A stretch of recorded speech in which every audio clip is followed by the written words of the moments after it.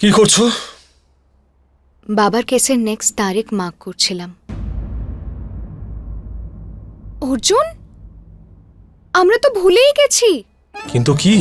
যে কাল 31 ডিসেম্বর। হ্যাঁ হ্যাঁ হ্যাঁ, তো তাহলে তো কিছু করা উচিত, তাই না? একদম না। কেন? আশ্রমে তো প্রতিবার আমরা নতুন বছর ধুমধাম করে পালন করতাম। কিন্তু এখানে কিচ্ছু হবে না, কারণ কাল ঠাম্মির বার্থডে। আপনি ভেজা টাওয়েল বিছানায় রাখলে মিছরি মাইন্ড করবে না, কিন্তু আপনি আমাকে দিদার বার্থডের কথা বলতে ভুলে গেলেন। লিখে নিচ্ছি, পরের বার থেকে মনে থাকবে। আচ্ছা, আমরা কাল সারপ্রাইজ পার্টি রাখি। এটা দাও আমাকে। এটা কি করলেন? সেটাই যেটা করা উচিত ছিল। তুমি বুঝতে পারছো না? কাল এই বাড়িতে কোনো পার্টি, কোনো সেলিব্রেশন কিচ্ছু হবে না। হবেই, আর সুপার হিট হবে, দেখে নেবেন আপনি। কতদিন ধরে বাড়িতে কিছু না কিছু একটা হচ্ছে, সবাই চিন্তায় রয়েছে। যদি পার্টি রাখা হয় তাহলে প্রত্যেকের ভালো লাগবে। প্রিয়াও তো এখানে নেই, যদি প্রিয়া এখানে থাকতো তাহলে নিশ্চয়ই কিছু একটা করতো, কিন্তু আপনি তো ওকেও ওর বাড়িতে পাঠিয়ে দিলেন। কোনো ব্যাপার না, আমি তো আছি। আশ্রমে রেডিও, তিতলি, এদের সবার জন্য পার্টি তো আমিই প্ল্যান করতাম। এইবারেও আমিই করব, আর দিদার জন্য করব। ওনার খুব ভালো লাগবে। আরে তুমি আমার কথা কেন শুনছো না? কাল এখানে কোনো সেলিব্রেশন হবে না। আপনি তো প্রতিবার কোনো আনন্দের সময় এলেই নেগেটিভ কথা বলেন। কেন হবে না পার্টি? মিছরি, তোমাকে আমি সেটা বলতে পারবো না। বলতে পারবেন না? এটা আবার কেমন কথা? মিছরি প্লিজ, এটা আমার ফ্যামিলি, আমি খুব ভালো করে সবাইকে চিনি, সেই জন্যই বলছি এই পার্টি সেলিব্রেশন সব প্ল্যান ড্রপ করে দাও। ড্রপ তো আপনিই করুন। আমি তো দিদাকে জন্মদিনের এমন পার্টি দেব যে উনি... মিছরি, জাস্ট স্টপ ইট। আরে কোন ভাষায় তোমাকে বলবো, তুমি বুঝতে কেন চাইছো না? কাল এই বাড়িতে কোনো পার্টি, কোনো সেলিব্রেশন কিচ্ছু হবে না। চিৎকার করার প্রয়োজন নেই অর্জুন। আপনি নর্মাল আওয়াজে আমাকে বোঝালে আমি বুঝতে পেরে যাব। কেন বলবো তোমাকে রিজন? তুমি কি সত্যি আমার ওয়াইফ নাকি? না তো? জানি আমি, আর এটাও জানি যে আপনি আমাকে পার্টি দিতে কেন বারণ করছেন। কিন্তু আপনার ফ্যামিলি আমার নিজের মতোই মনে হয় অর্জুন, আর নিজের মানুষদের সাথে সেলিব্রেট করার কোনো সুযোগ আমি ছাড়তে চাই না। পরের বছর আমি আদৌ এই সুযোগটা পাবো নাকি?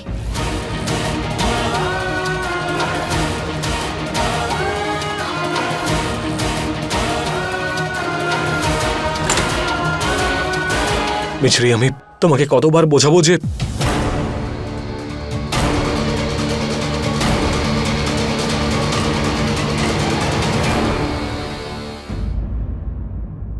আরে ভাব প্রিয়া, ভাব, কোনো একটা রাস্তা তো থাকবে যাতে আমি ওই বাড়িতে ফিরে যেতে পারি।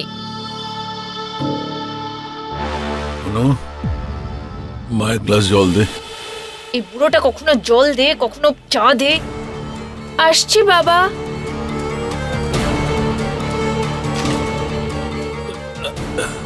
সাবধান, এই নাও। থ্যাংক ইউ মা।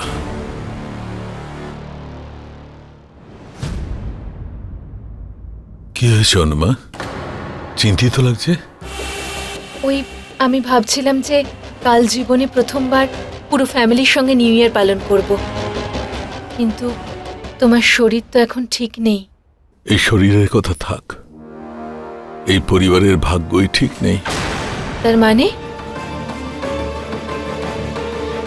নিউ ইয়ারের সঙ্গে সঙ্গে তোর দিদারও জন্মদিন। ঠাম্মির জন্মদিন? তোর মা প্রত্যেক বছর তোর দিদার জন্মদিন খুব ধুমধাম করে পালন করত। জানিস মা, তোর মা নিজের হাতে পুরো বাড়িটা ফুল দিয়ে সাজাতো, আর পুরো বাড়িটা খুশি আর আনন্দে ভরে যেত। আর এখন খুশির সঙ্গে সঙ্গে ফুলও শুকিয়ে গেছে। আইডিয়া।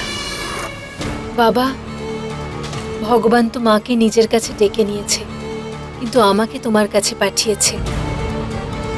আমি ঠাম্মির জন্য একটা পার্টি প্ল্যান করব, ওনার ভালো লাগবে, তাই না? মা, এ তো খুব খুশির খবর। তুই ওই বাড়িতে গেলে তোর দিদা খুব খুশি হবে। মা, তো যাওয়া উচিত। কিন্তু তোমাকে এরকম অবস্থায় ফেলে রেখে যাওয়াটা ঠিক হবে না। একলা কোথায় মা? বাড়িতে এত চাকর বাকর রয়েছে, আর ঈশ্বর তো কাল চলেই আসবে। তুই যা। ঠিক আছে বাবা, তুমি বলছো যখন আমি চলে যাচ্ছি। তুমি নিজের খেয়াল রেখো, হ্যাঁ?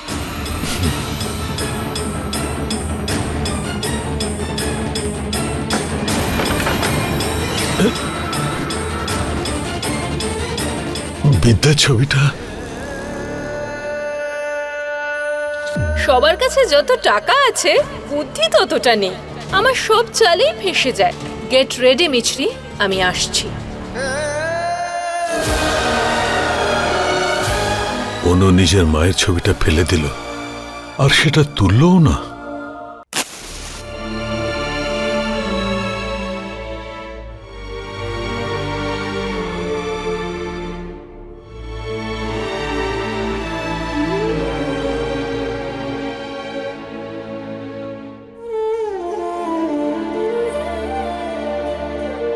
কালকের দিনটা খুব গুরুত্বপূর্ণ।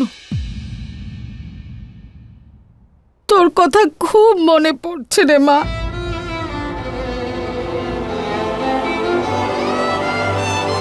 কাল তুই বাড়িটা সাজাতিস, পায়েস বানাতিস, আর খুব ভালোবেসে আমাকে খাওয়াতিস।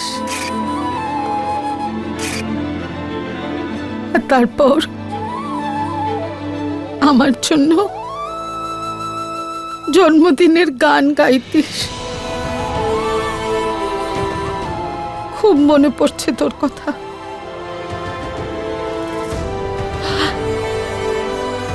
আমাদের ছেড়ে কেন গেলি রে মা? কেন চলে গেলি? Happy birthday to you, happy birthday to you, happy birthday dear দিদা, happy birthday to you, happy birthday to you, happy birthday to you, happy birthday dear দিদা।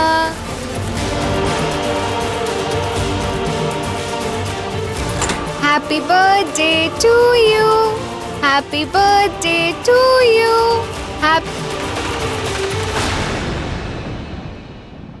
এসব কি হচ্ছে? দিদা, আমি আপনার জন্য কেক বানিয়েছিলাম।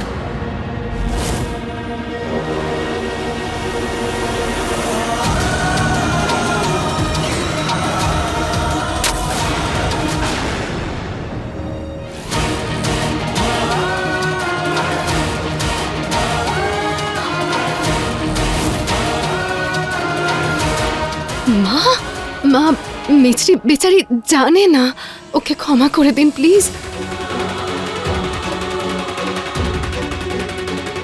এই মেয়েটা আগে আমার অনুর জায়গা নিয়েছে, আর এখন এখন বিদ্যার জায়গাটাও নিতে চাইছে। আর তুমি বলছো ওকে ক্ষমা করে দিতে? ঠাম্মি দেখো, ঠাম্মি মিছরি সত্যি জানতো না যে তুমি কোন কারণে বার্থডে সেলিব্রেট করতে চাও না। ও এমন ভাবে কথা বলছে যে যেন ওর নিজের পিসিমা ছিল। ঠাম্মিও সত্যি জানতো না। তাহলে জেনে নেওয়া উচিত ছিল। একজন বউ তাদের পরিবারের নিয়ম, তাদের ঐতিহ্য, সব স্মৃতি সঙ্গে নিয়ে চলে, যেটা অনাথ আশ্রমে থাকা মেয়ের পক্ষে কোনোদিনই বোঝা সম্ভব নয়।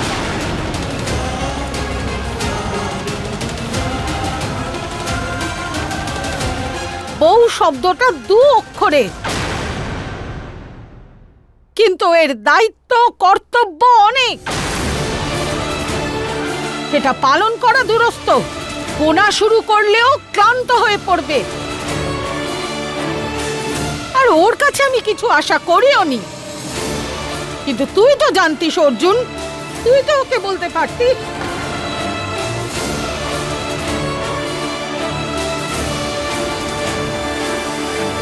মা, কল্পনা,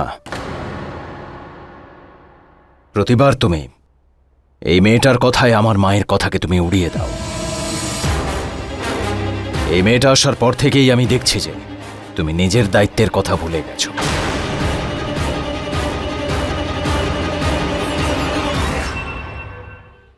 দিদা আমায় ক্ষমা করে দিন।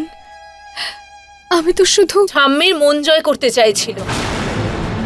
অনু, ও আবার কোথা থেকে চলে এলো?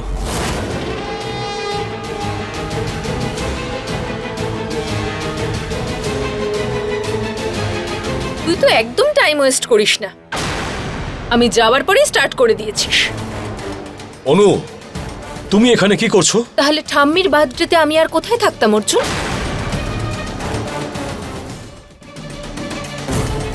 আমি জানি যে তুমি তোমার জন্মদিনে মাকে সত্যি খুব মিস করো, তাই পালন করো না।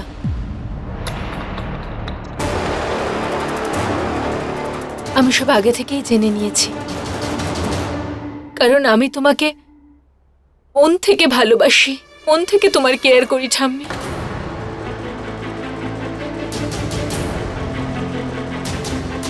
অন্য লোকজনের মতো ঢং আর নাটক করার চেষ্টা করি না।